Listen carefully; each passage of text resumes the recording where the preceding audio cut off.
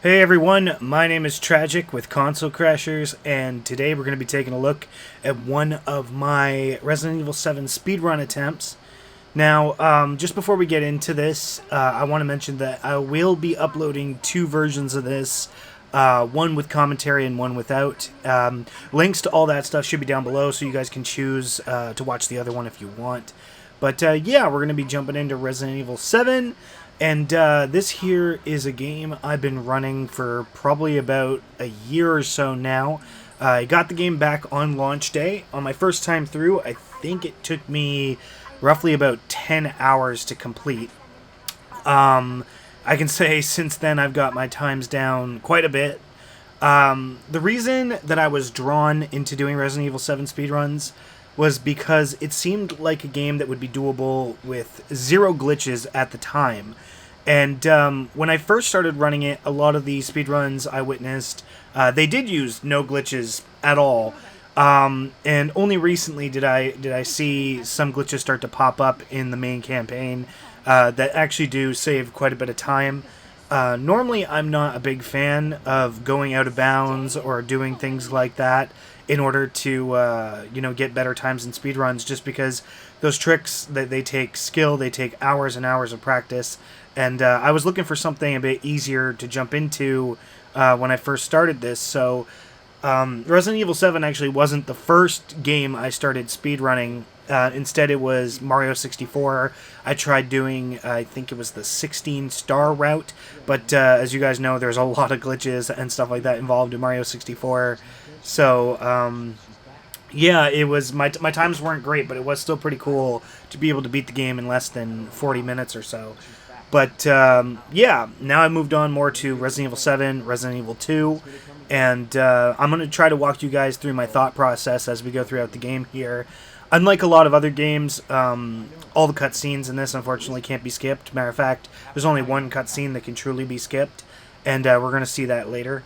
But, yeah, for the most part, this first section is more or less all about navigating through the area the best you can, going as quick as you can. There's not really any special tricks or anything like that, at least that I'm aware of, for this first small section. Once we get into the house, we will be doing... We'll be doing a little bit of a trick that should help Ethan move a little bit faster, and I'll explain it when we get there. But for this section, it's more or less just trying to get around all the different obstacles as quick as possible. So, when I first started doing runs like this, I did them essentially blind. My first time getting into Resident Evil 7... I had an idea on what I needed to do to complete the game, but I hadn't watched a lot of speed runs. Any of the ones I did see were at SGDQ and other events like that. So I was kind of going based off memory the first time I played, and the first goal I made for myself was to beat the game in under 2 hours, because Resident Evil 2 was on the way, and I wanted to get sub 2 hours before Resident Evil 2. I thought it was clever. But anyway, my first time actually trying, I believe I got 158 something, like 158.36 or something like that. And, yeah, I was, like, absolutely amazed. So, from there, my times just progressively got better and better. This here is still not world record, but it's actually my personal best run. Even though I screw up quite a bit, I know there's at least a lot of room to improve. So right here, we're going to do a bit of a trick where you stop and retry. This here, I believe it resets Ethan's walking speed. So essentially, there's two different walking speeds in the game. There's indoor walking speed, and then there's outdoor walking speed. And both of these two kind of change what Ethan's maximum speed output is. The outdoor walking speed is what you want because it allows for him to move, I think it's almost like 2 times faster than he would indoors. So for some reason, retrying there at that location gives you the outdoor walking speed inside, and it can make a lot of difference, like, overall. It doesn't really seem like much when you're just watching it straight up, but I've seen more than a few side-by-side comparison videos, and it's almost like a night and day difference. So it's good to know exactly when to retry. In this run, I think I do this trick probably 3 or 4 times, but it doesn't work. It doesn't work everywhere in the game. First off, there's only a few set locations that you can use it, and I don't know if I hit them all. I might have been missing a few because I'm still new to trying these strats out. So, but yeah, it's useful overall because it does speed you up quite a bit.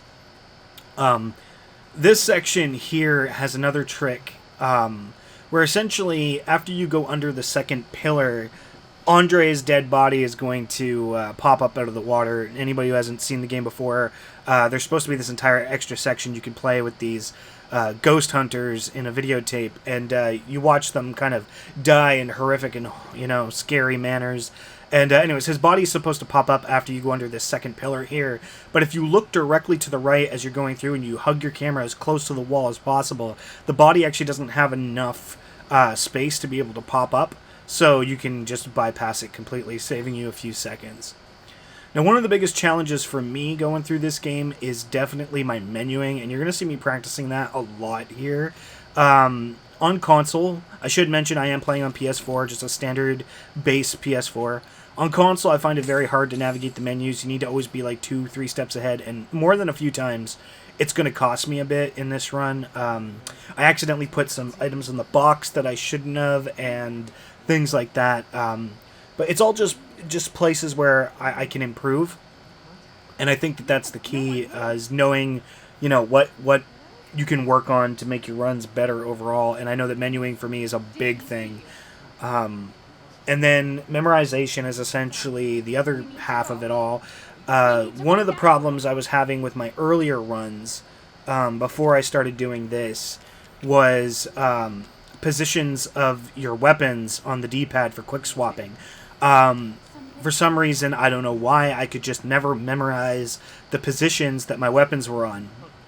And it seemed like they were always different. Well, going more consistently into this run, having items at specific spots and being more strict with what you pick up and how you use it, when you discard it, things like that, it made it a lot more consistent, so that I knew the Albert was always on the left D-pad, handgun or any other specialty weapon I needed was always on the right D-pad, and then up was my saw.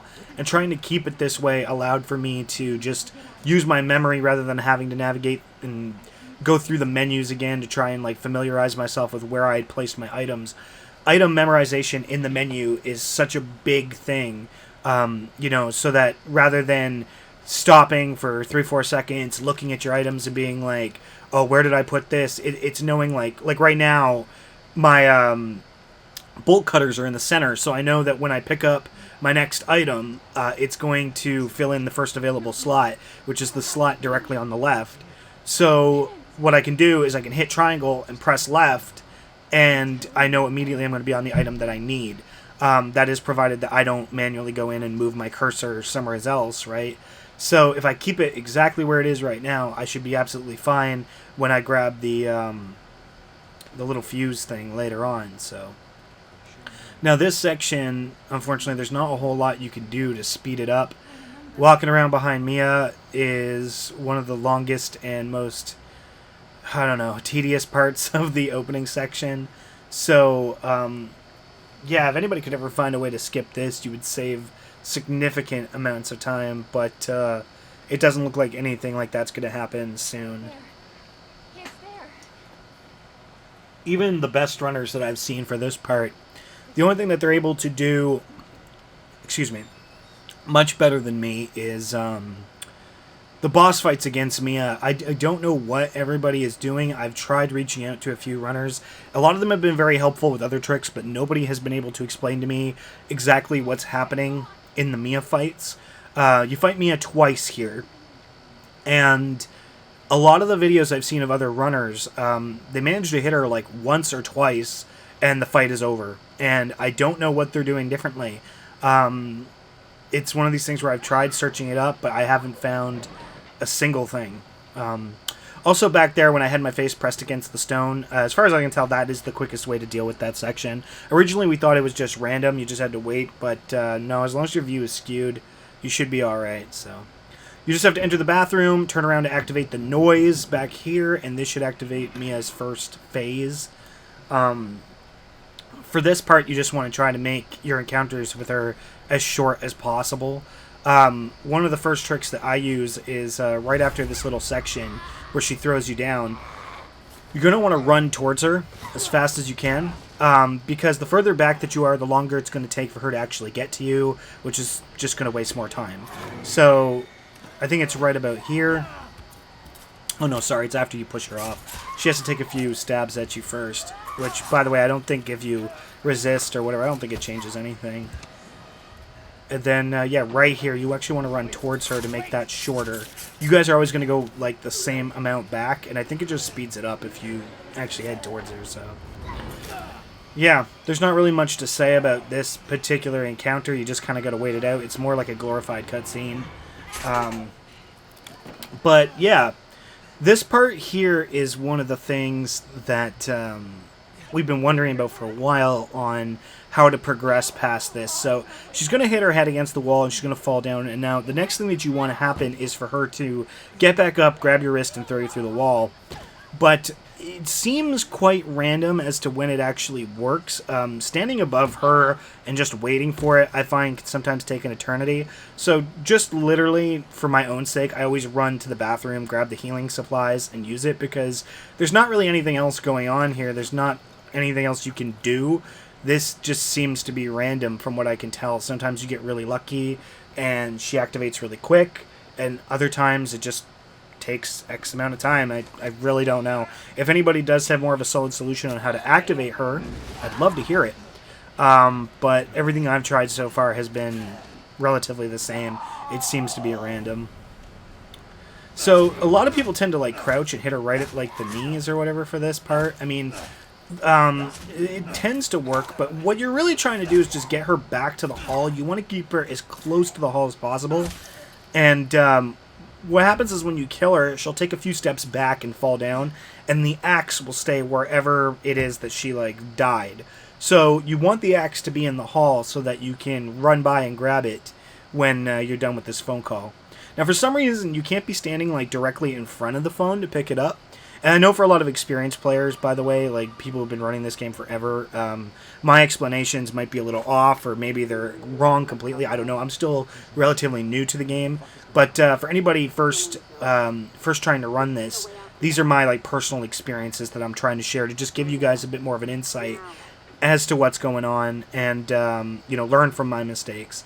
But yeah, for some reason you can't be standing in front of that phone when it rings. It just won't ring. So we grab the axe, and right about here you're going to want to hit retry. Again, this will reset Ethan's walking speed to outdoors walking speed, provided that is actually what's happening. I don't know what is actually happening, but I do know it makes him faster comparatively to just running through the section normally. So then you need to head back and grab the fuse, and like I said, with my menuing set up the way it is, it should be a relatively easy you know, click and done. So this here should put the fuse in my first item spot, and yeah, it should make getting the next section done a lot faster.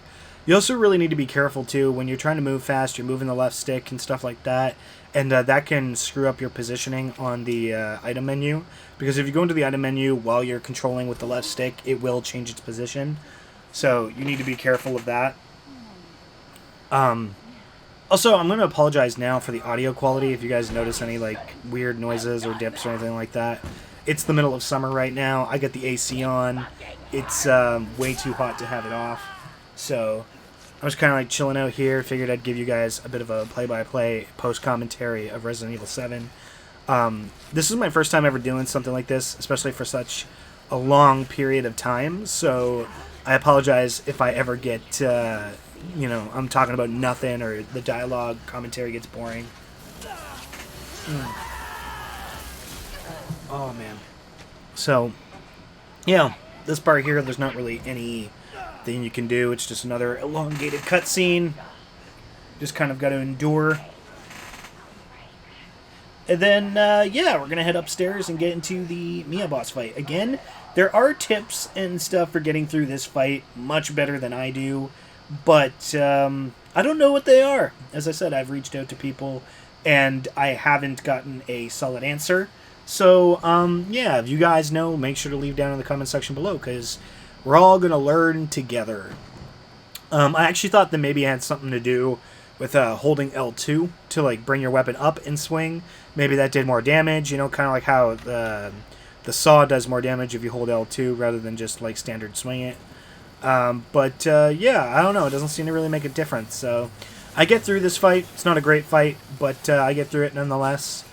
And yeah, this is the standard Mia fight. If you are just starting out and you know, you're just looking for like a basic strategy to try and beat her, normally the best thing that works is just strafing her and trying to swing for the head. But as I said, there are better strategies for beating Mia.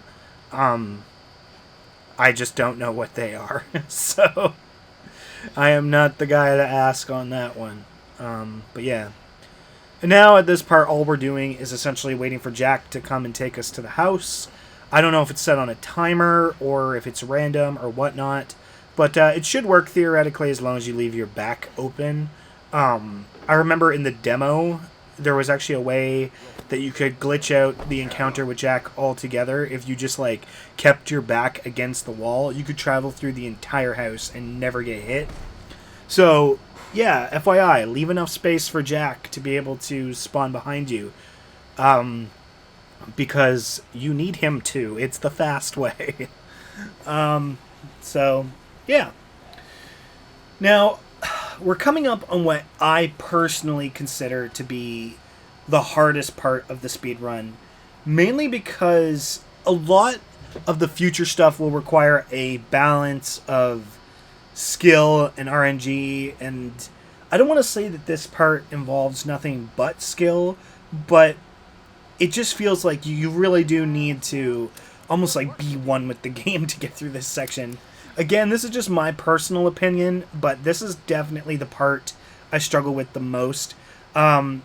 So there's a lot of tricks that's going to happen here in rapid fire succession. And what sucks is you need to keep going, right? You get no breather room in between any of it. So it's good to just try and stay calm, stay focused, but essentially the entire Jack section is like an adrenaline rush. It's just this go, go, go, nonstop craziness. And I'll do my best to explain what I can as we go through it. Because I'd like to see more people run this game, especially some people that I know. Try to give you as much advice as I possibly can. Like I said, there's a lot of screw-ups in this video. A lot of stuff we can all learn from. And I think a lot of it is just practice. But, yeah, I've seen this scene so many times now, I could probably recite it line for line. Yeah.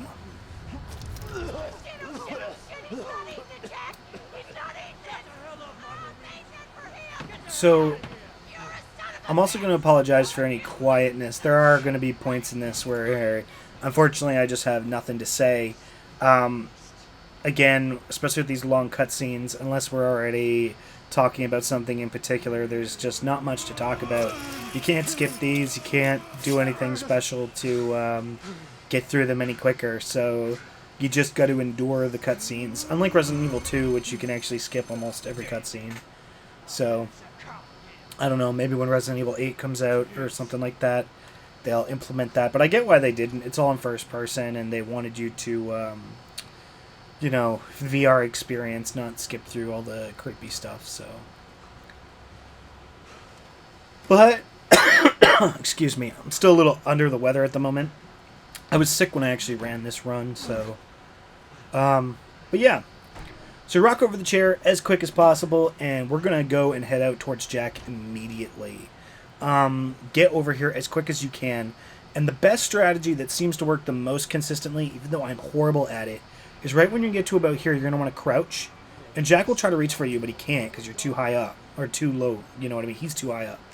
Check the door. Make sure you do this because it's going to set you up for another trigger that we're going to manipulate in a few seconds. Essentially what it does is it activates a flag that lets the cop spawn in the window out there.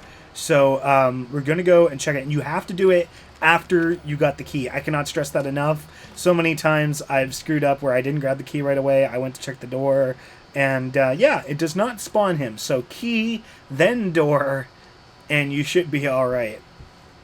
Now using the tunnel, we're going to get to the safe room, and we're going to grab the phone. There's only a few phone calls in the game that you need to take that are mandatory. A lot of them can be skipped. But this one, unfortunately, is mandatory, so we're going to have to grab that.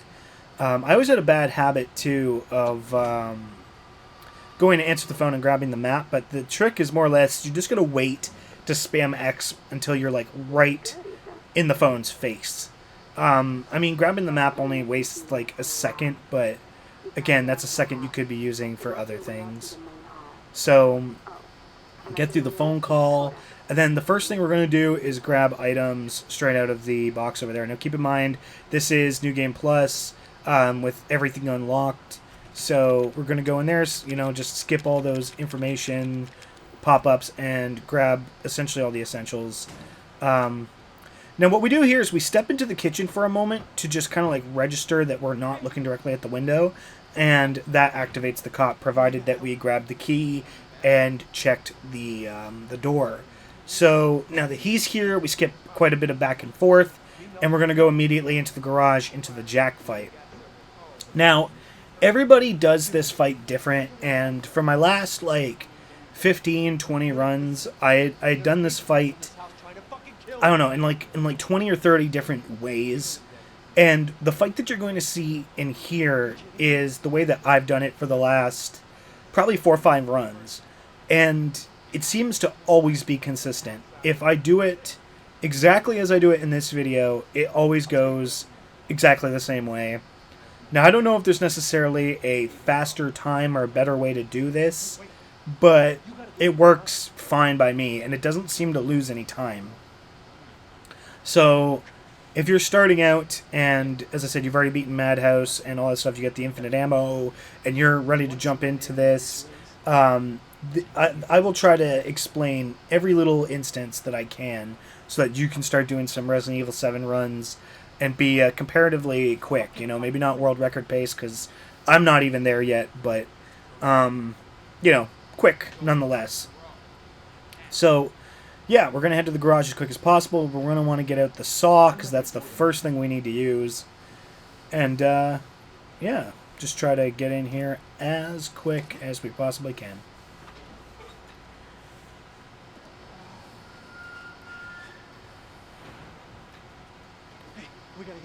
Alright, so once you are in control again, you're going to want to hold L2 and press R2 to attack Jack with the saw for as much damage as you possibly can.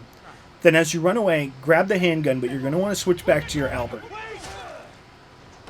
And what we're going to do is we're going to try to cancel one of Jack's animations. So, use the saw, get as much damage into him as you possibly can, grab the gun, and then when you go over here, switch back to your Albert. You need Jack to destroy this, but he's going to be stuck in an animation where he swings 3 or 4 times. Only shoot him once to break the animation. Then get your saw out again and just go to town. Just stay on him as long as you possibly can, and that should be the entire fight over. Done. Now just back up into the corner, wait for him to come out, and normally by the time you get off 3 well-placed shots, the car explodes, and stay facing towards the car, because if you're facing away and the explosion happens, the animation to get up takes a lot longer.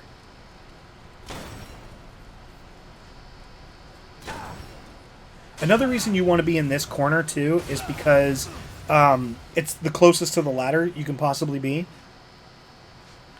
And I don't know if this actually has direct effect on it or not, but try to have the Glock selected as your weapon, because it's required in the cutscene, and I don't know if that makes this section go any faster. There's been a few times where I've tried to grab the ladder, and just nothing would happen. You just keep walking back and forth in front of it, nothing happens at all. So I recommend having the Glock out just as a safety precaution, but it's probably not mandatory. Now over here, what we're going to do is a trick to make this a little bit faster.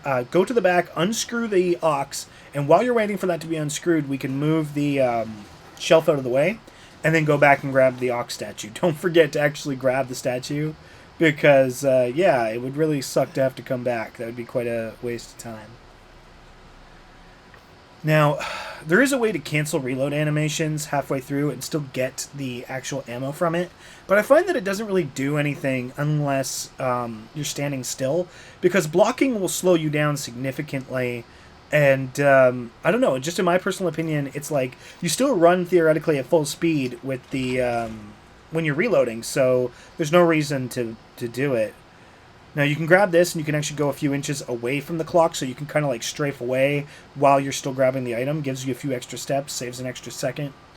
And then we're going to ignore that phone call and head upstairs to the second floor where we'll grab the second dog head. I almost forget about this one because it's so randomly placed. But yeah, just grab that as quick as possible, and we're going to head towards the bathroom. Now this is the hardest trick in my opinion. This is the only out of bounds that we use in the entire game. So from this part on, my heart is just racing. We need to grab the statuette, and then we need to bring Jack with us in a very particular fashion. Now I do screw this up, unfortunately, but I think you'll get the gist on what needs to happen. So I've gotten this pretty consistently. If I just wait a few seconds to shoot Jack as he's coming around the thing, you should be able to get around him every time. And it also gives you a few extra seconds to get this done. So jump down here and grab this as quick as possible. Your item should be on the right thing. And then what you're going to do is shoot here. And that's to grab Jack's attention when he's out in the hall. You don't want him to come into this room. Now, as I said, I kind of fucked this up. I wasn't fast enough. But essentially, you just don't want him in there destroying the table, because that's going to take too long. Essentially, you want him to be following you here. Another reason, too, is you don't want him to break through the wall here. That, again, wastes more time. But you need to turn around and shoot him right here to get him down on his knees. You don't want to kill him. And I've had more than a few runs where I've accidentally killed him. But we need to go over here to activate this shadow puzzle, because this triggers several enemies down below. So this needs to be done before we can do anything else. Now, in my old speedruns, I would just go through the opening that was created and just essentially circle around and continue the game like normal. But that's not what we're going to do here. Instead, we need Jack's attention. And we're going to guide him up and around the staircase. We need him to be coming from behind us. And I screw this up. I've never screwed this up in any other run that I've tried it, but because this one was going so well, I had to screw it up. Essentially, we're trying to place ourselves against this wall. I'm holding forward on the left stick. He's going to push us through the wall. Or at least he was supposed to. So as I said, I screwed this up on my first time. Get it on the second try, though. So, more or less just shooting to get his attention, to get him moving. We don't want to be waiting for him for too long. So, yeah, I get it on my second try, though. He's going to push us right through the wall. You just kind of hold back, and yeah, boom, you're outside. So, just follow the wall here. And eventually you're going to come to the room that has the grenade launcher in it. And just keep strafing alongside the wall here. And when you come to this section, just go straight forward. And you will drop into the section below Grandma's bed. This will allow us to get Lucas's keycard a lot earlier, the red one. Save us a bunch of time from backtracking later. So boom, we get that. Perfect. And now we can kind of continue on like normal. So, yeah, this is just a matter of trying to see how quickly you can get these puzzles done. Again, I like to do a little bit of menuing here, so I wanted to make sure my cursor was hovering over the key slot.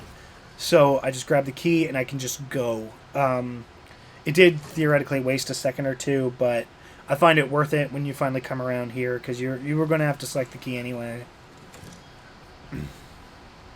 Make sure to get that headshot, it's crucial. Well, it's not crucial, but it'll save you from taking extra damage. And you're going to see, even throughout this run, I do a few safety heals.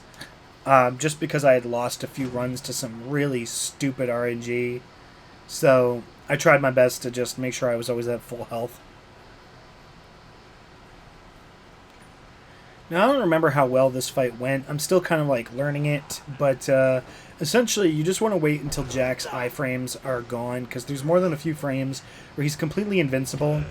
And then once he's not, you're going to want to shoot him in the head and take out your saw immediately and just start grinding it as fast as possible. Back away so he doesn't grab you, and now use this opportunity to do some menuing. We're going to have to get rid of both of our Secrets of Defense and our, I can't remember what the other one's called, but the other defense item.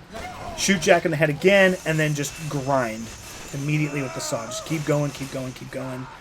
And that should be it. That fight's over.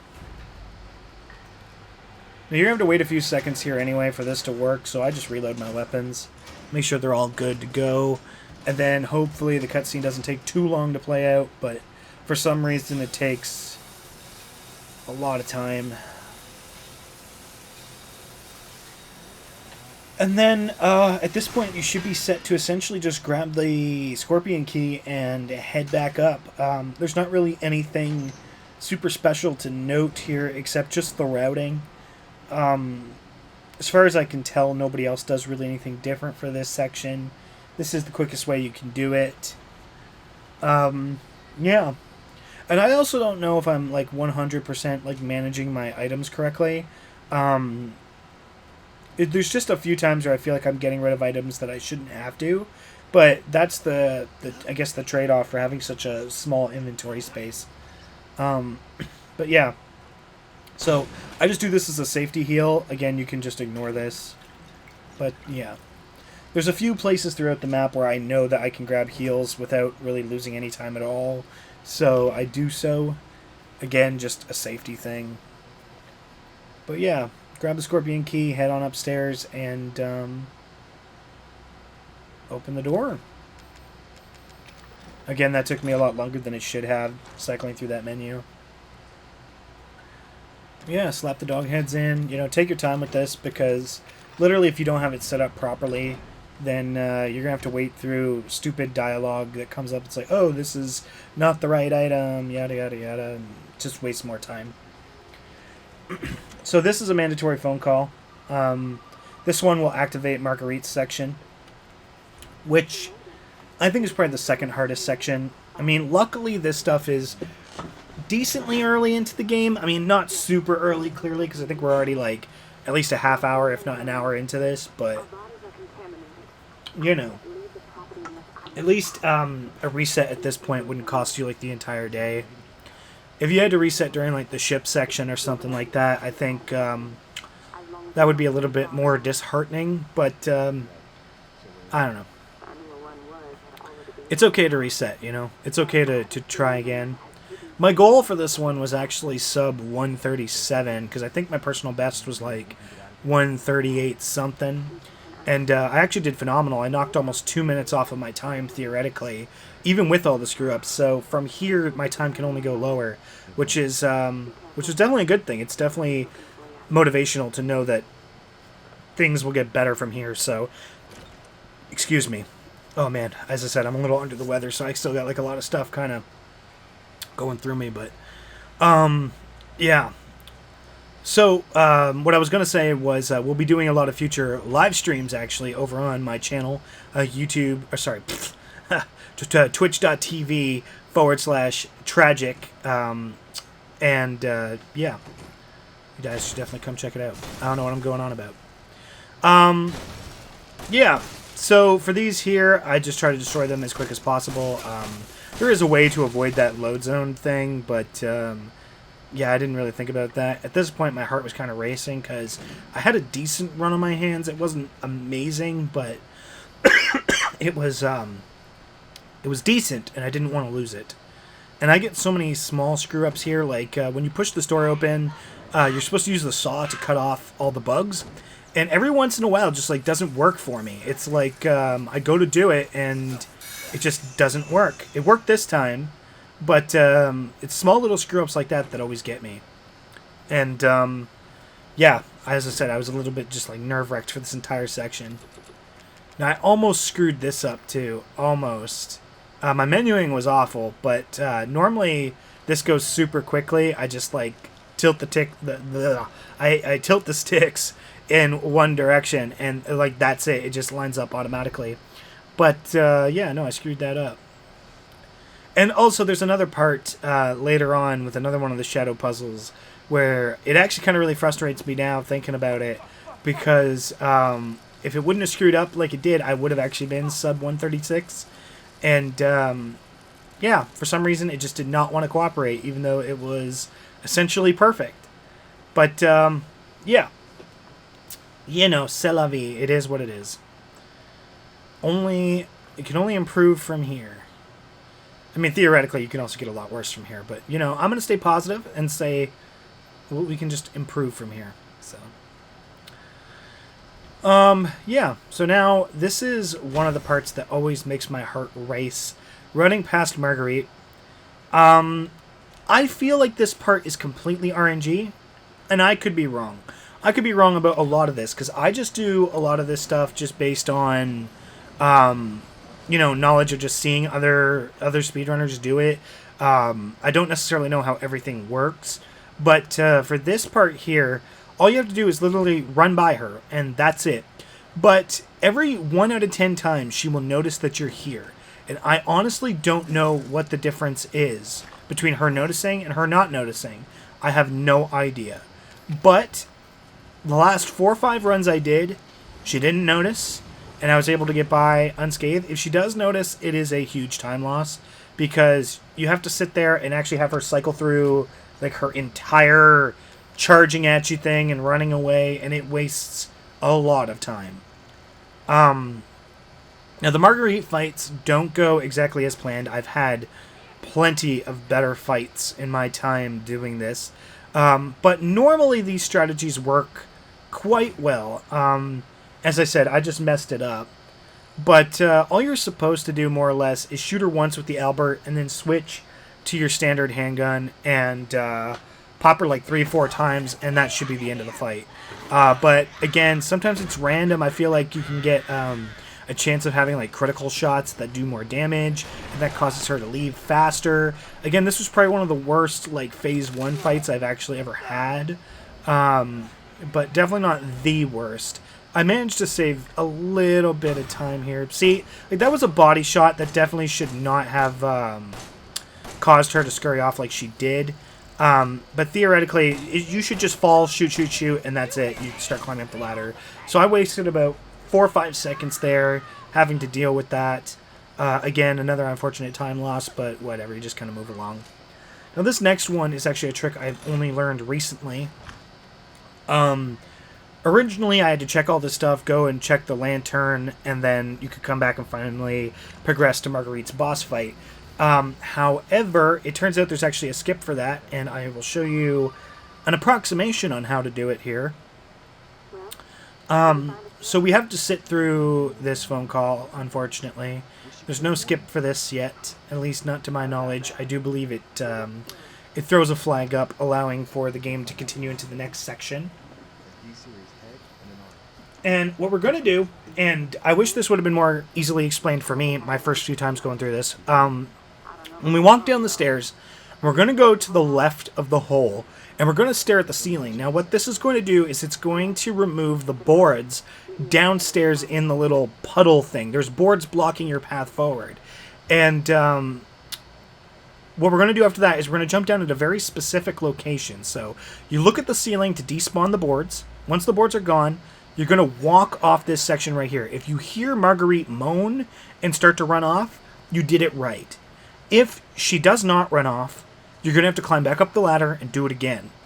Or, alternatively, what will happen is you'll be too far to the right when you go to fall, and you'll get stuck in a cutscene watching her grab the lantern. Either way, both of those waste more time. Doing it the way I did it right there is almost perfect. And I tried that trick several times and screwed up. So don't feel bad if you screw it up. It's kind of a trickier one to get done properly, but yeah, you guys will get it. You'll get it eventually. So now again, this Marguerite fight could have went better, but you know, I'm not going to complain because I had one fight earlier in the day that was so screwed up that well, it like cost me an entire run, so I won't complain too much here. But essentially she'll either spawn up there or down here. Just try to get as much damage dealt to her as possible. And you're going to want to get right in there and just like saw her as much as possible. Normally she doesn't do the whole flailing thing. I don't know why she did it here. But yeah, just keep sawing away. When she goes on the roof block, again, I almost died here because I kind of like lost track of where she was. And I almost lost her completely, which would have really sucked. You want the entire fight to take place in this one room. So yeah, so I just reload, and I'm going to take a safety heal here as well. But yeah, I'm just going to make sure my items are well managed. I'm hovering over the lantern, so when I pick it up, it's going to be the first item in my inventory that I can just essentially spam X to use. So, and I end up screwing myself over a bit here. I should have waited to heal. I probably shouldn't have healed at all, but I wanted a safety heal. So, grab this, and then I healed right here, which actually prevents me from opening the door for a second. Again, wasting more time. Again, just things to learn from, you know. Drop down here, and then we are going to go and grab the D-Series arm. You can still see that this section's actually glitched out a bit. The like goo is all still here. Yeah, so it's kind of cool.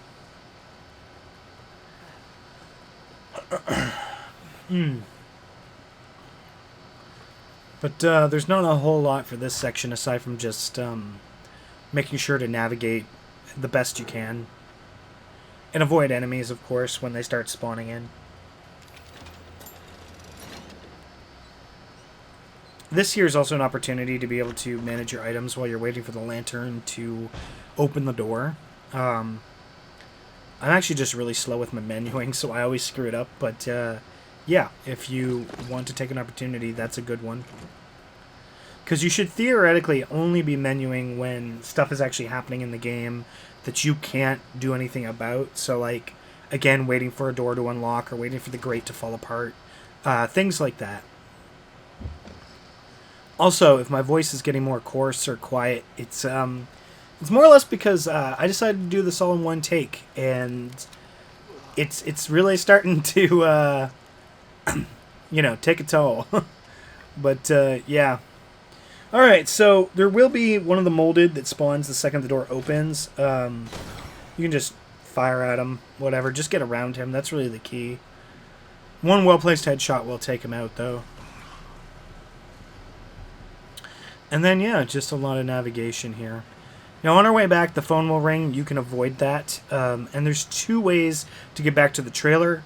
One is to go back through the way we came, and another one is to drop down and head towards the Marguerite boss fight. We're going to want to go back the way we first came in, because going this way is a lot faster. I actually timed this one out myself just for proof, and yeah, it is a lot faster.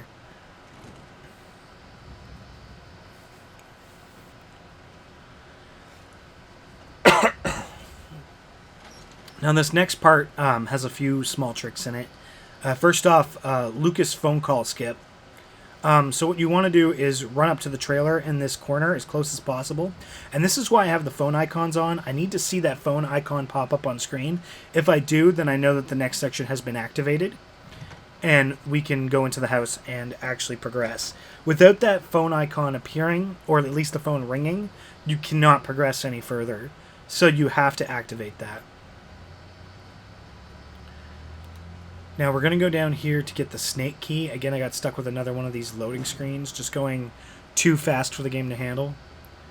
And yeah, there's a lot of navigation you guys can do down here that's better than the way I handle it. But again, I was playing safe, and I really should have been being more aggressive. But right here, I like to take out the saw and prepare for this idiot. So I crouch down, block, and he comes out, and then I just grind his head off immediately. It's just a safe way of dealing with him. Now, in the Japanese version, you can actually skip this cutscene because the key is just laying right next to the body, which will, of course, save you a crap ton of time because you have to wait through this entire cutscene in the North American version. And yes, it does count towards your total time, which sucks. Now again, I just did menuing here for my own sake. I also had to get rid of my walking shoes because I was going to run out of inventory space before it was all over. Again, like I said, I don't know if I'm doing the best I possibly can for managing my inventory. I don't know if there's... Excuse me. Oh man, sorry. Again, not feeling well. I don't know if there's a better way to handle that, but you know, I just kind of do what I can, right? So again, I grind this guy because he can cause some problems, especially if your health is already low.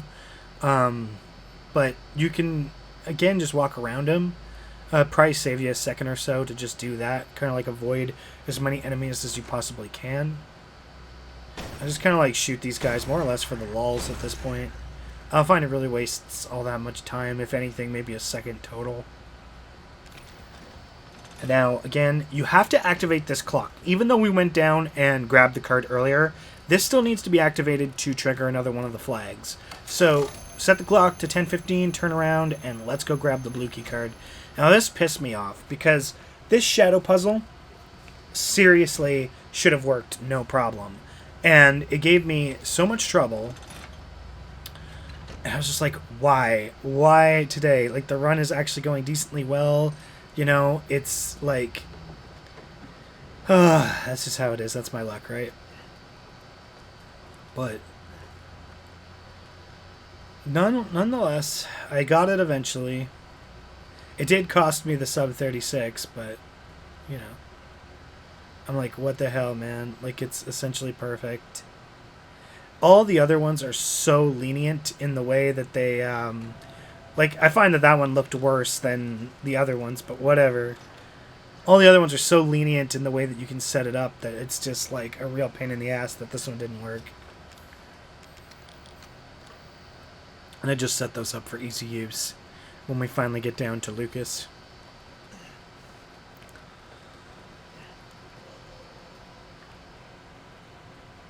So now we just need to go downstairs and put the keycards in.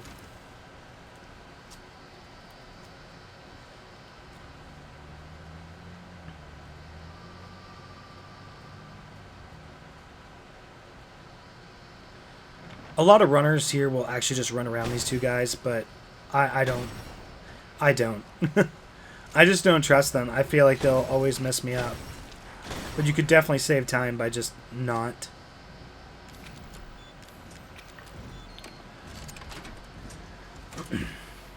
So, there's not really a whole lot to say for this next little section.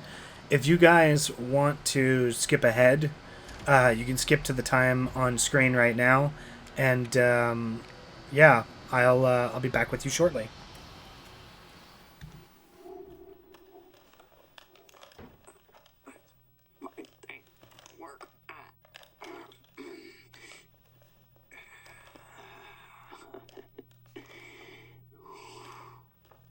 Ethan.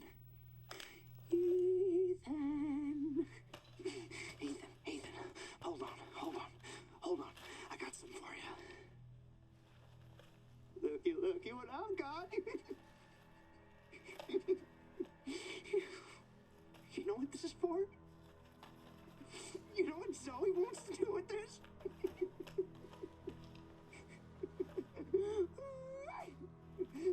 She thinks this thing is special. No, Ethan. That ain't special. This right here is special. You see, Ethan, not everybody wants to turn back the clock. What? What, Evelyn? I'm just trying to show him. Not everybody wants to go back to how things were. There's a stupid bitch. She doesn't understand that I don't want to go back to how things were before my father found y'all. Not everybody wants to turn back the clock. So Ethan, you can crawl around underneath that filthy, rotten house all you want looking for them ingredients, but you ain't gonna find a goddamn thing, Ethan. You'll need that serum. Ooh, baby. You're gonna have to come through me. You hear? Now, come on, Ethan. What do you say? Alright. So, now that Lucas's monologue is done, we have to essentially just navigate his traps to get to the end. I could have theoretically done this a lot faster. Again, I was playing a lot of this safe because I had botched 2 or 3 other runs earlier, and I was really just trying to get a solid time down to be able to live up to future runs. So it was actually just nice to finally get a time that was a significant improvement on my old PB. So, yeah. Again, a lot of small mistakes here cost me small time intervals, but it all adds up by the end of it.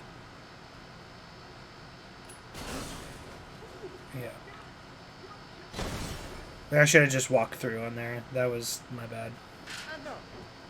Now, originally, I didn't know that you could just exit out of this and cause it to happen. I thought you had to enter some kind of code first.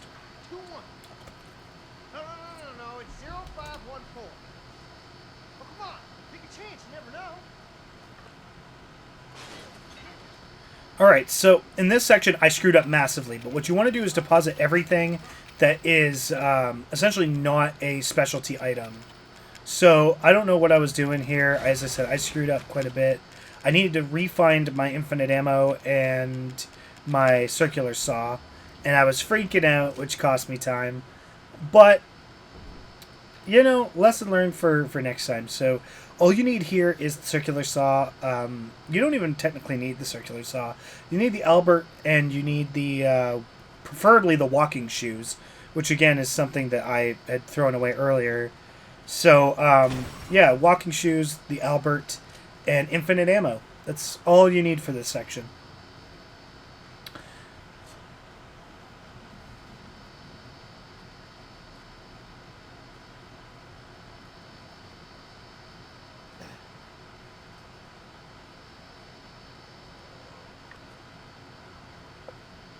Alright, so we go up here, grab the battery. And once we set that in, we're going to be in for one of our first, like, minor boss fights, like sub-bosses, I guess you could say.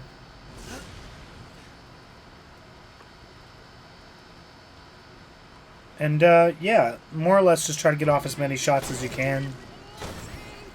And this is where I'm going to be doing a little bit of my reload canceling. I don't do it the whole time, but I kind of practice, like, goof around with it. So you go to reload, and then you block, and essentially it saves you a few seconds on the animation. But, like I said, I find it only really benefits you when you're actually standing still, because when you're running, it slows you down to block, so we hit the button and discard all of our items. They will go back to the box. And boom, now we have no items, so we don't have to waste time putting stuff in the box when we go to deal with Lucas's puzzle.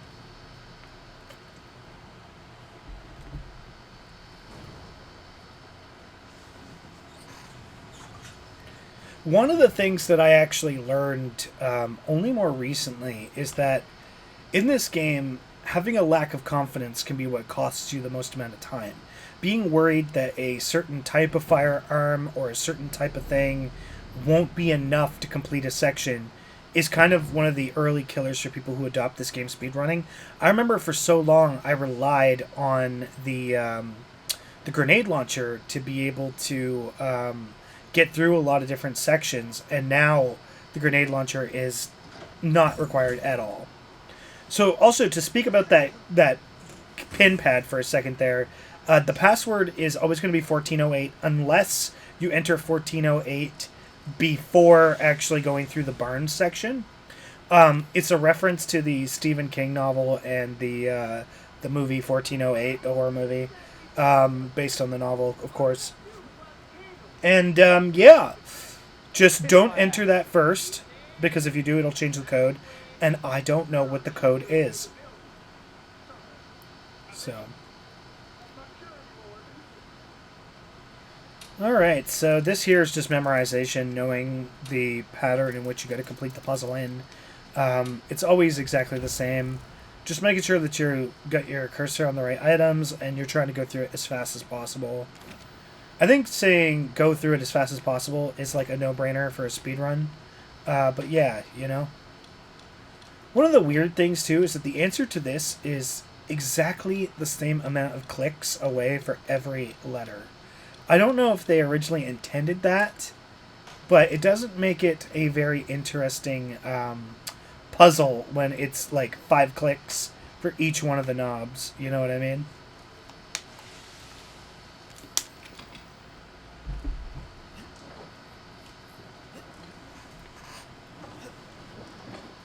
So, just finishing up, happy birthday. You know, if you are a first-time runner, I would say this is the point where you'd want to check your time and hopefully be at either just below the 1 hour mark or at 1 hour.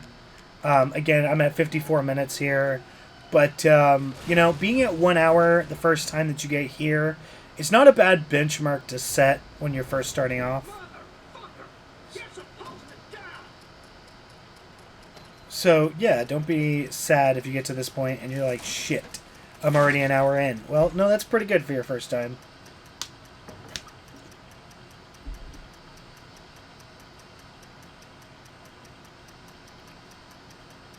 Yeah, I don't think you actually have to block here. I just like to do it.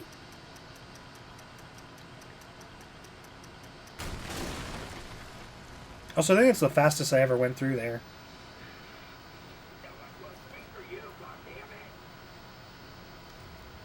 Alright.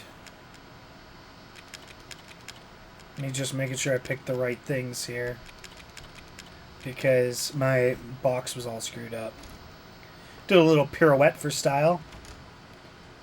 And, yeah.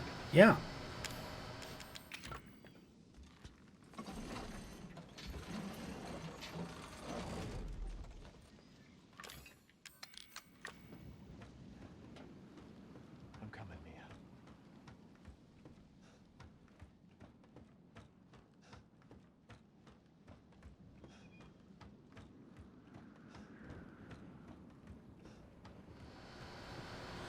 Yeah, so there's not exactly much to say about this section. This section did only once cost me a run. I got to this part, and I was low on health, and a few of these guys managed to snag me, and that was it. Game over. So, you know, 1 in a million chance on a run that this place would actually do some damage, and this guy right here, bane of my existence, I decided to stick around and actually make sure that he was put out of my misery. And, yeah, because he's caused so many problems for me. But, you know, just keep going. Alright. And now we go up against the Run Killer. This is not an ideal way to handle the Jack fight.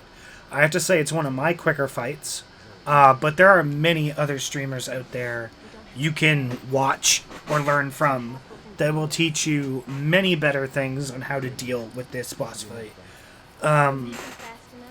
The idea is essentially you just have to destroy all the eyeballs as quick as possible, but I think deciding on the quickest route and the best way to deal with them is really the key, and I am so bad at it.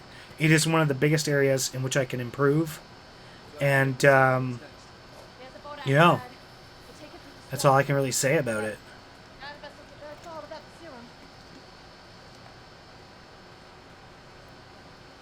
Hey, one of those is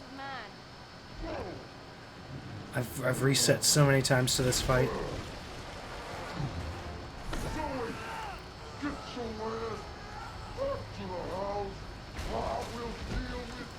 This was probably the part where this game stopped being Resident Evil 7 and started being more like Resident Evil 5 and 6. And I'm just like, man, I kind of really miss, like, Resident Evil 7 already. But no, I mean, it's not a horrible part, but it definitely, this part kind of lost a bit of the atmospheric horror in exchange for more of an action. inspired section.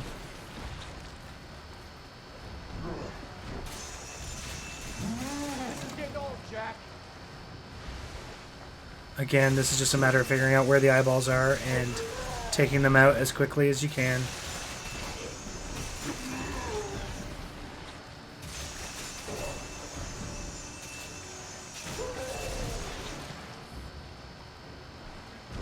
And the last one, unfortunately, is underneath him, and you need him to climb up to hit it. Or there's theoretically one place where you can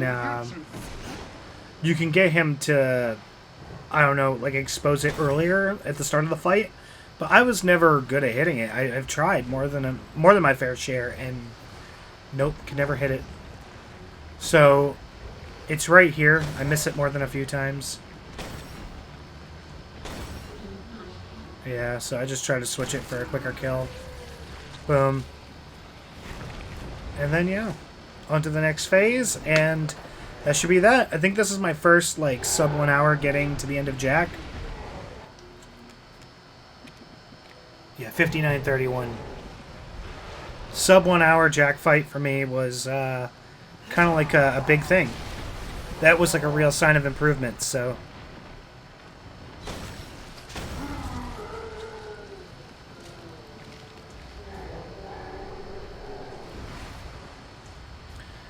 And then on to his last phase, his third phase. Now, I don't know what happened here. Normally, this one goes really quick. You just spam the X button, and the second something pops up, it just does it automatically. But for some reason here, it like stayed longer than it should have. I genuinely don't know. I'm spamming X, and it lasted like a few extra seconds. It was really weird.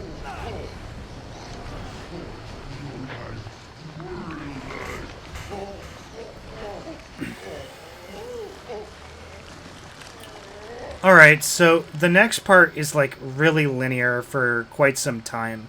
All you have to make sure you do is choose Mia, and then it's really just a matter of routing. Everybody kind of despises the boat sequence. There's not much to talk about. It's very linear in the beginning, and then it gets very maze-like near the end. And it's just about knowing your way through it. There is a few things I gotta say about that section, but unfortunately until we get there, there's not a whole lot to talk about. So if you want to skip to the next part, where I actually have something to say, you can skip to the time on screen. And, yeah. If not, enjoy. Zoe. Go! Both of you just go! Come with us. I'm sure there's someone who can help. This is my home. Apparently I belong here.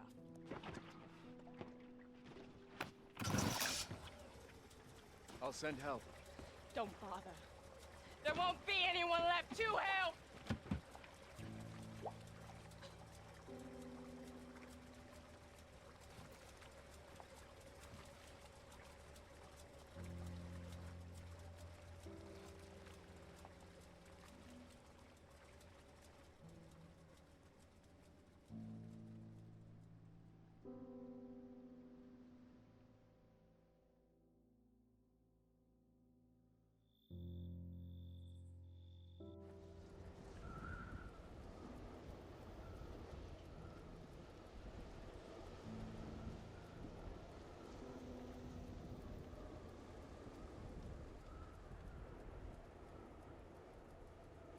Ethan? Thank you. Who the hell else was I gonna choose? Ethan.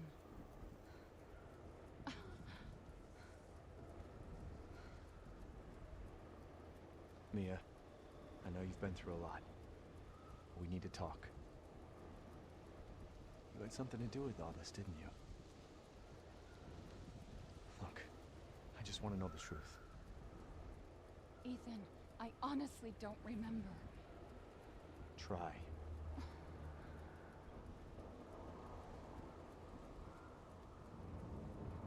Is that the boat? How the fuck did that get here?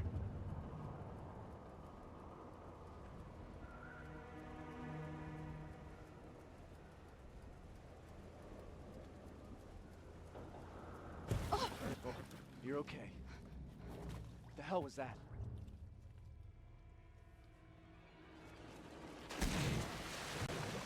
What the fuck? What is that? What is that?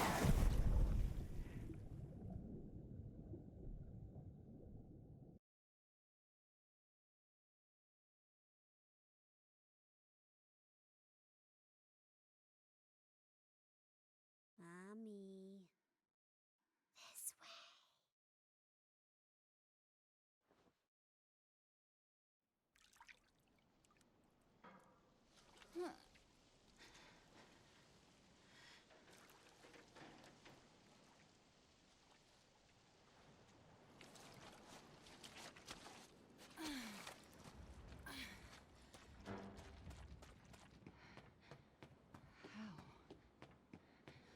Ethan?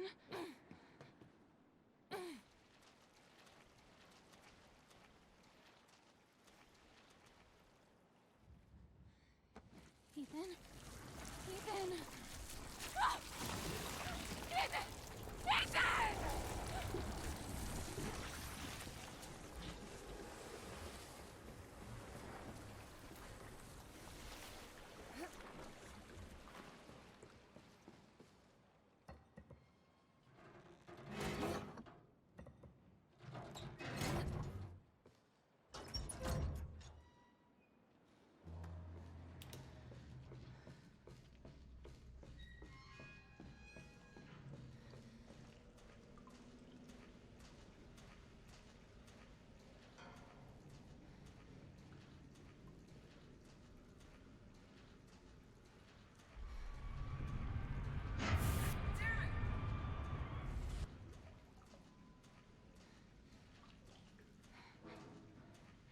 What was that?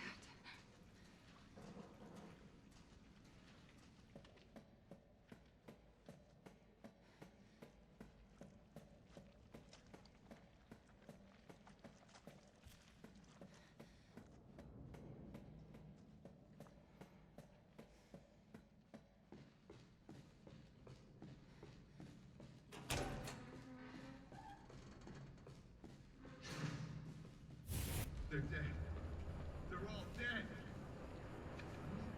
The engine room. What the fuck are you talking about? She killed them all. Look, what the hell is going on? We need some weapons. Is there any weapons on this ship? I don't know. But look, let's go this way. Maybe we can get out.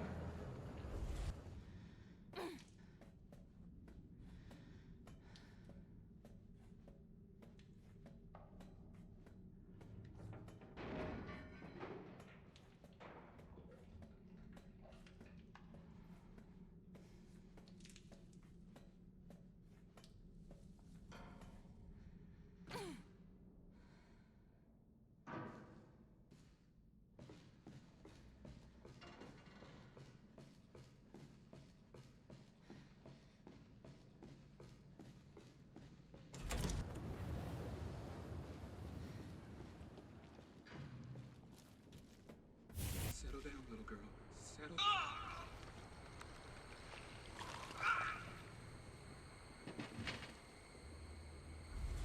Are you remembering? What? What are you?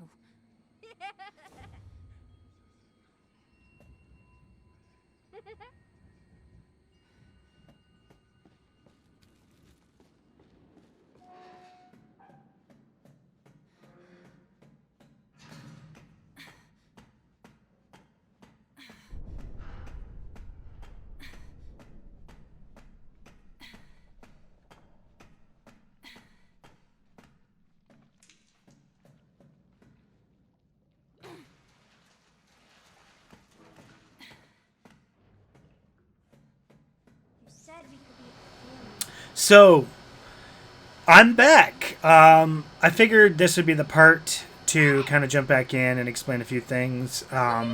Again, it's about routing. You need this fuse. I don't know why I keep forgetting their names. A fuse. You need this fuse to be able to get up to the 3rd floor, and we're actually going to use it again later as well. But don't waste your time chasing Evie. Instead, just go, grab the fuse, pop it in, get up to the 3rd floor. And we're going to see one of our favorite characters, Now, anybody who's followed our stream knows there is a huge detest for the one, the only, Alan.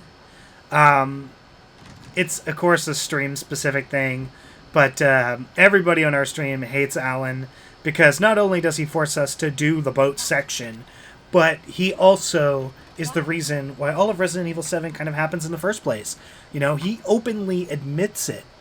So it's become a joke among all my viewers that Alan should probably go and F himself. But all that aside, we'll look at some speedrun tactics here.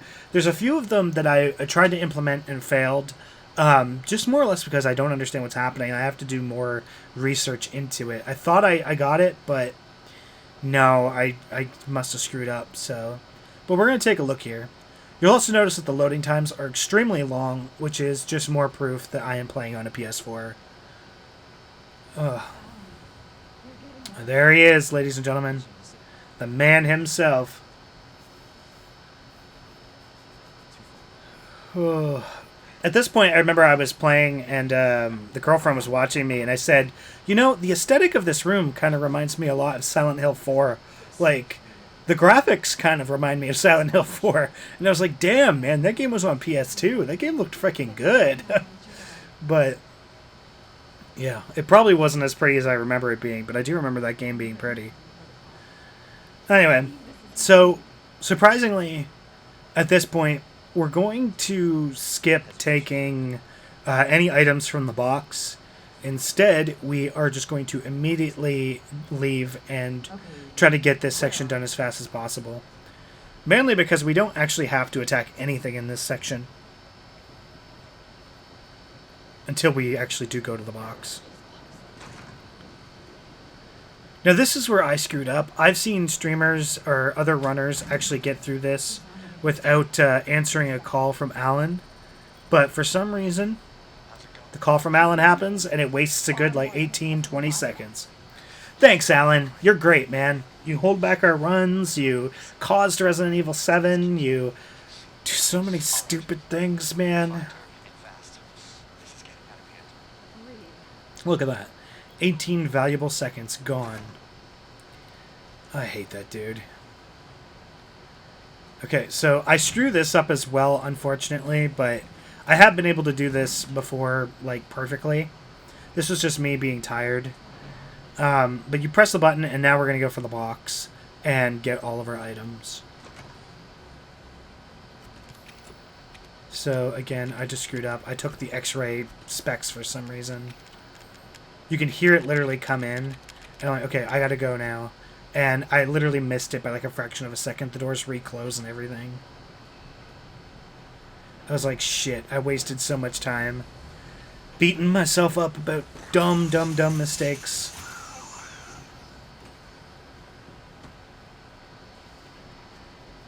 Excuse the noise for a second. I am currently wearing a brace because I hurt my hand recently. And yeah, it's just really itchy. Alright. So again, this section's just more or less about navigation.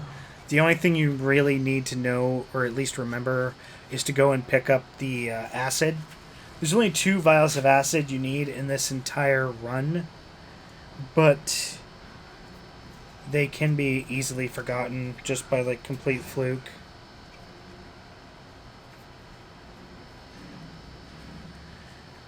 So the first one's down at the end of the hall here on the left.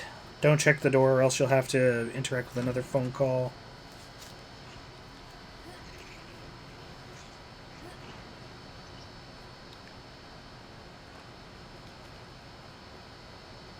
And I grabbed 2, but it's essentially useless because if you got them in the past, it doesn't do anything for the present. No, Evie, I'm not mad.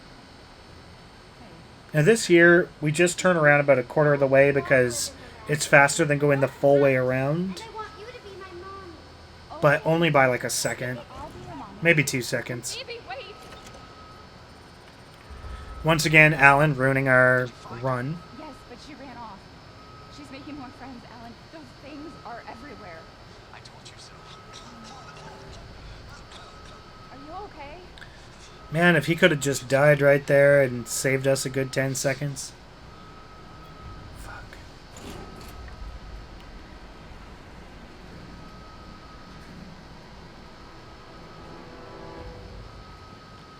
But, yeah, again, there's not a whole lot to say about this section. You kind of just make sure to navigate and try not to get hit like I did. Trust me, when you're playing at this part, your adrenaline's running and you're just like, every little mistake just sets you off.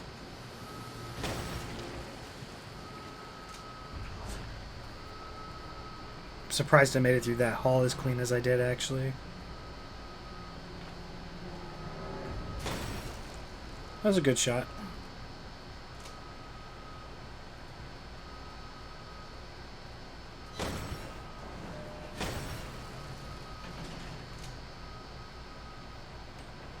Yeah. And then once we get past this, we'll be put into present day, where there's a lot more routing involved. When I first started speedrunning, jumping up here, I used to actually go and check the room with Alan. That's pointless. You don't need to do that. It just wastes more time. So just head left immediately and go around.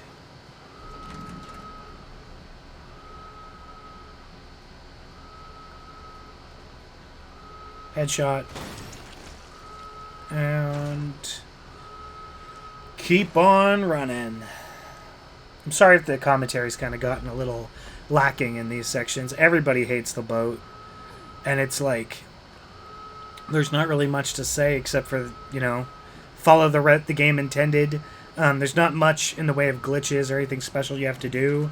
It's just about knowing where you have to go and doing it quickly.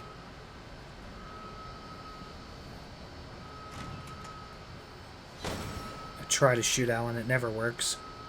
How did you get here? She's out of control. Without the treatment, she's deteriorating.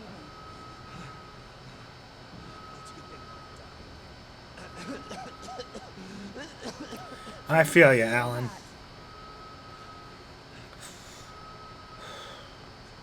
She trusts you. That little bitch, she never trusted you. Evie, no, Evie. Alan, I didn't mean listen. to call you that. He totally did. Control, you have to fight her.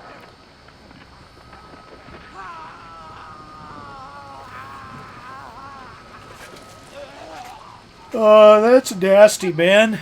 It's nasty, dude. Don't touch me, don't.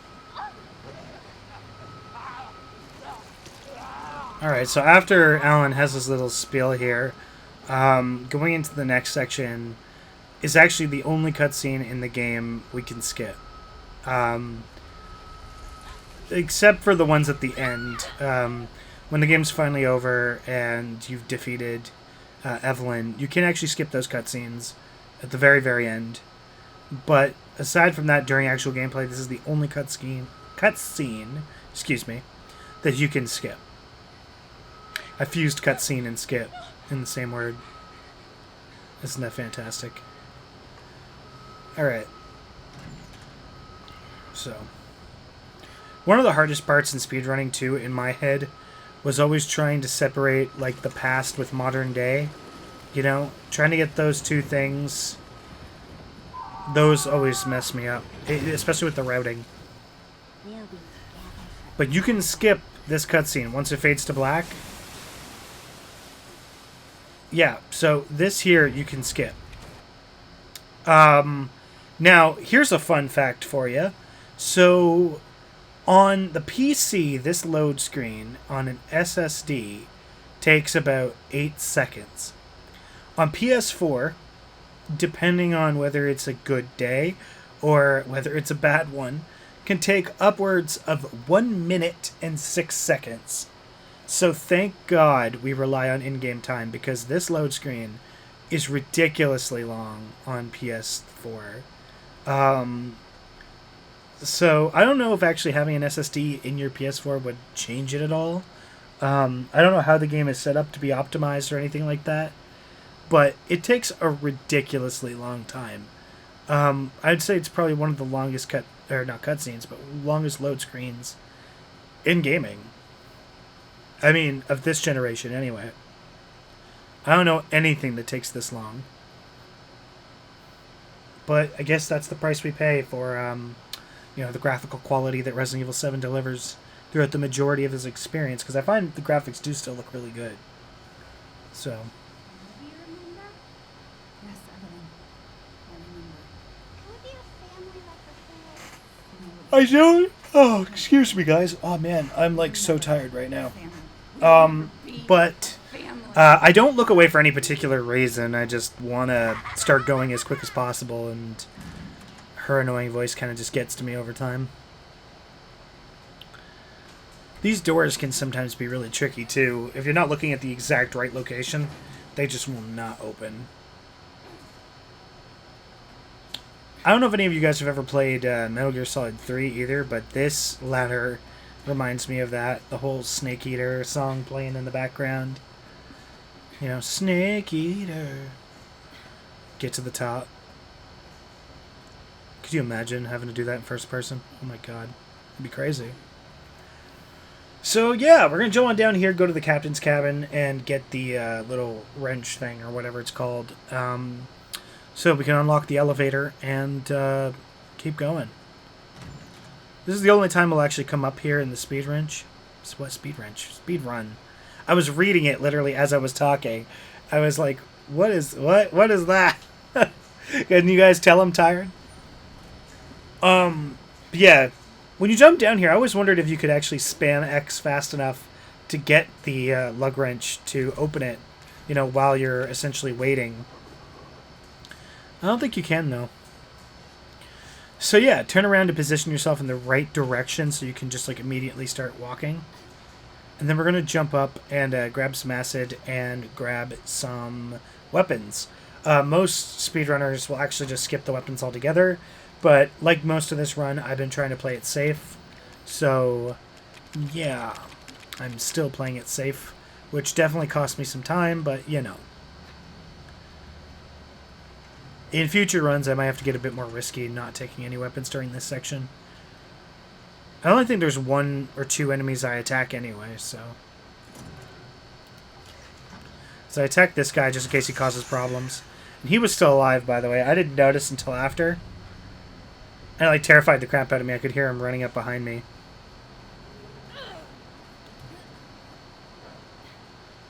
It's one of the few times that this game was actually still terrifying.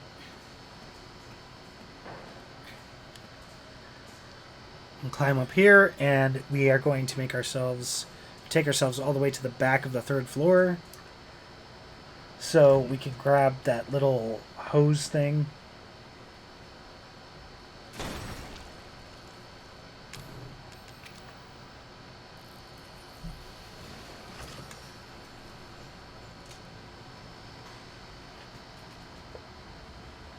I remember my first time through this section, I was actually terrified. I thought this part was god-awful, like we were heading right towards a final boss. And then that noise, man, that noise really gets you. He actually scares the crap out of me here, too, because I can just see all of his, puke coming through, and I was like, oh god, I'm going to take massive damage here, but no. Actually, thinking about it now, I don't think there's a single enemy in this game that's a one-hit kill, is there? Because I was thinking about that. That used to be what really terrified me about the earlier Resident Evils, and I don't think there's a single enemy in this game that's a one-hit kill. Interesting.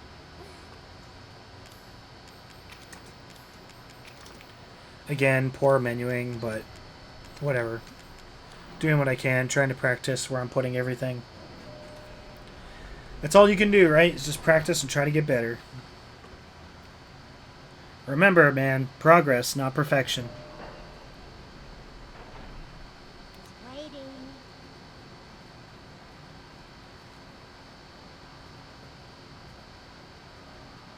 So, yeah, this part here, again, just navigation. theoretically you can get through it without weapons, but I just want to try my best to, yeah, stun lock enemies and do what I can to get by without taking as much damage. My navigation up here was actually pretty good. Squeezed right through. Friggin' bloater takes up like almost the entirety of the top section.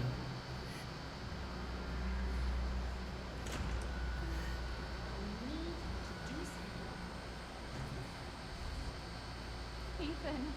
Is that what she always says? It must be what she always says. I just don't remember that line. So, we got another long cutscene here. There's not much to talk about. Essentially, once we gain control of Ethan again, that's when stuff starts happening. So, we're just going to skip ahead again to the end of the cutscene. Again, I'll try to put the time on screen. Neither is Marguerite, nor my boy Lucas, or even Zoe here. That girl Evelyn, she did this. What the hell is she? No, what did she do to you? She infected us with her gift. That's what she calls it. I found her near a busted out tank in the bayou. Everything changed after that. So she infects you and then she takes control? No. Not exactly, son. She just... she forces her way into your mind, your soul. You can't fight back.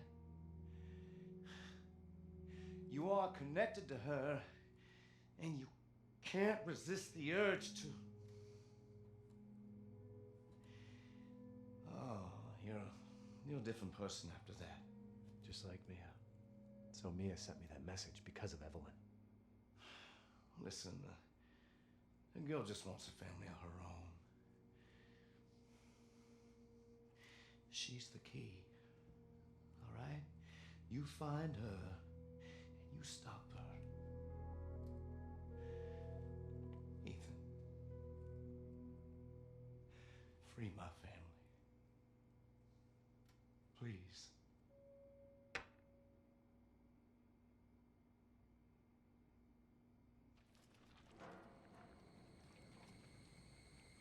Evelyn, stay away from him. Why? He doesn't love you. I can make him love you. Don't hurt him. Silly, I told you I'm not gonna hurt him. Don't you dare. So what? You're not my mommy. Remember?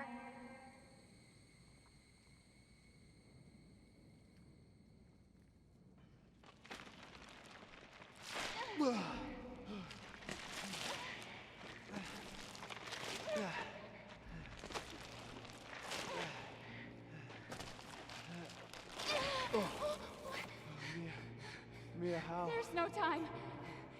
You have to get out of here and find her. Here, take this. What? Wait, what are you doing? What are you doing? Saving your life. You need to go. I won't be able to resist for much longer. No, Now go kill that little bitch. no. Mia! No! Alright, so we're back playing as Ethan.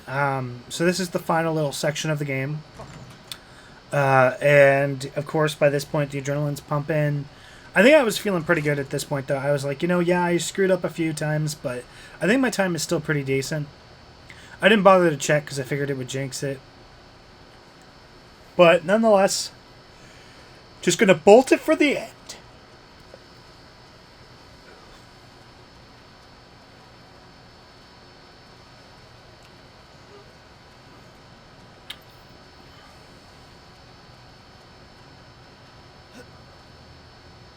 There's the umbrella chopper above. So for anybody who's been watching this as a speed run and not taking in any of the story, because especially from this point out, we're not going to see any more of the story. apparently this family was infected. They're infected by Evelyn, and she takes control of their mind. And now this like new umbrella has come in to stop it. But of course, not until Ethan's dealt with all this bullshit that he goes through throughout the night. So here we're going to make sure to grab the grenade launcher because it is used in a few tricks. And if I could get my menuing down, this would be perfect for, you know, saving time.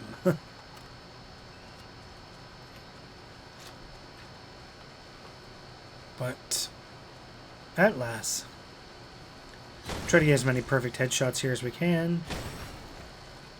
Having the cursor on screen at all times is also a great help too.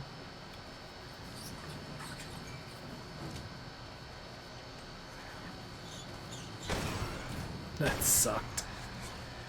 Alright, so from here you can actually shoot the explosive down at the end of the hall that you're going to see in a moment. And I also just went through to make sure that my items were set up a way that would be good for me. So yeah, you can shoot that explosive, saves you some time to just run through it. And you have to wait an obnoxiously long time until those doors open. I tried to kill this dude, but it didn't work out. Just kind of keep running.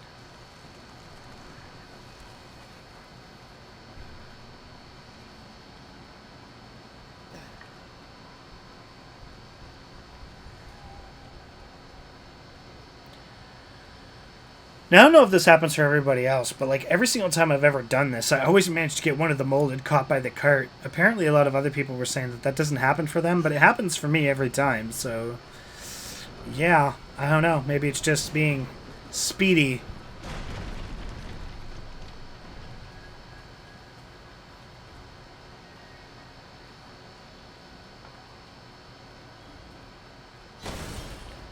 You go through this game so much, like, everything just kind of starts to blur together eventually.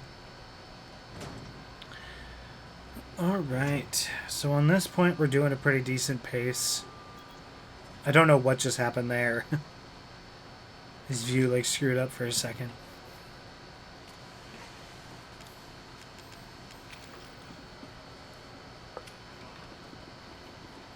That was me just getting overzealous. Boom, there we go. Now it's essentially the final stretch. So there is a few tricks here that we can talk about. So the first of which is a indoor-outdoor speed retry reset coming up here. So after you go through the water, you see Evelyn take a few steps and retry. It'll actually reset your speed by quite a bit. And I actually found it made navigating this section a lot easier.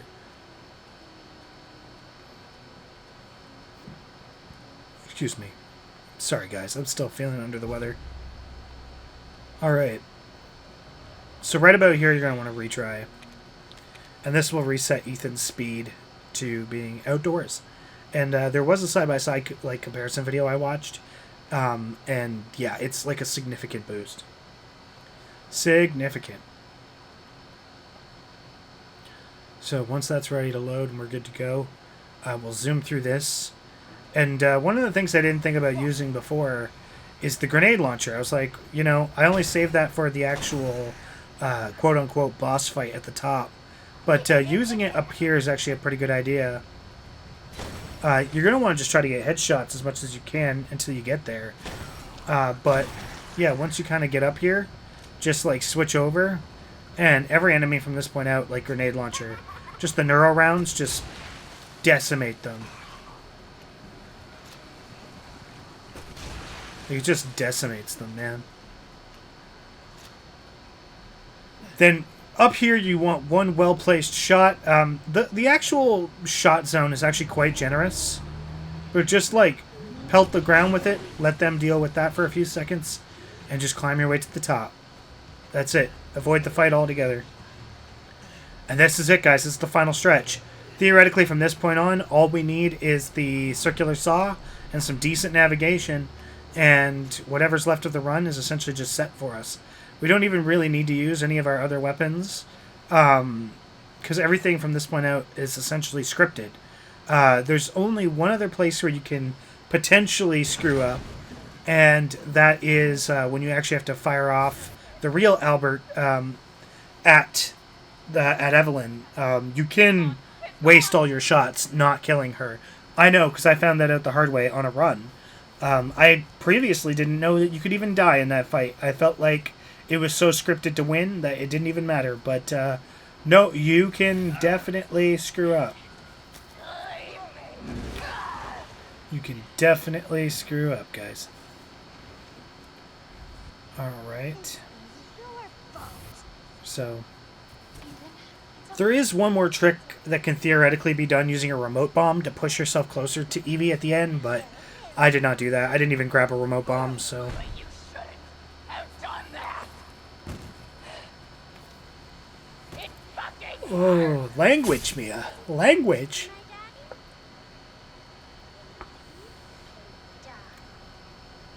I don't know if you guys actually heard that, but that was my jaw snapping. Alright. So let's go and finish this run. I'm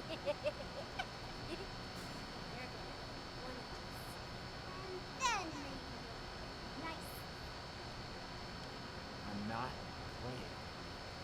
No! Get that away from me! And there we go. Bolt it. Bolt it. Let's get up to the top, deal with Evelyn, and yeah, surprisingly, well, unsurprisingly at this point, but the circular saw is like your best friend. Once you've unlocked that, the rest of the game just gets super easy. Get away! No, you don't! Again, you could use a remote bomb right here to like push yourself closer to her, but I've actually gotten her on her second cycle like before without having to use the remote bomb, but it's too risky if you just don't block. Like, you lose way too much time falling down onto the ground and stuff.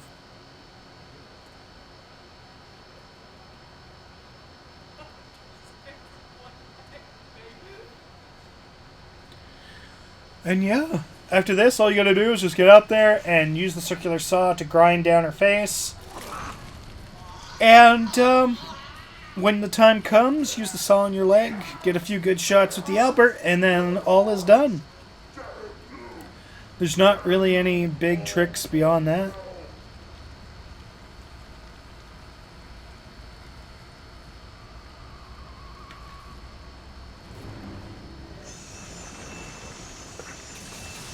I'd like to consider this video a bit of a beginner's guide for anybody trying to speedrun Resident Evil 7. Keep in mind that there are a few things you're going to need before you do this particular type of run. You will have had to have completed hardcore mode to get the infinite ammo. You'll need the circular saw, walking shoes. I mean, secret of defense and stuff like that help, but they're not mandatory. Yeah.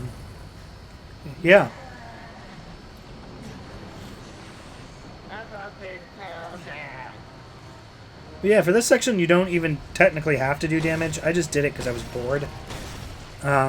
Figured why not get a few shots off, do some theoretical damage, but it doesn't do anything.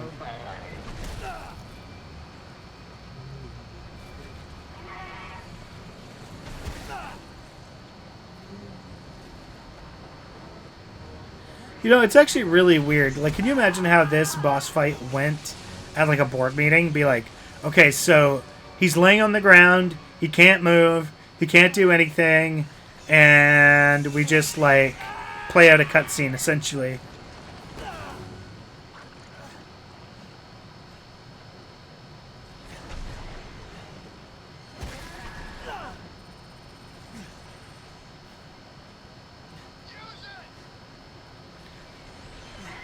Yep.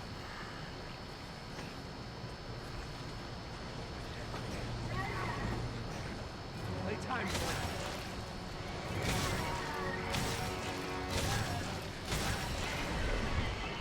And that's it, guys. GG.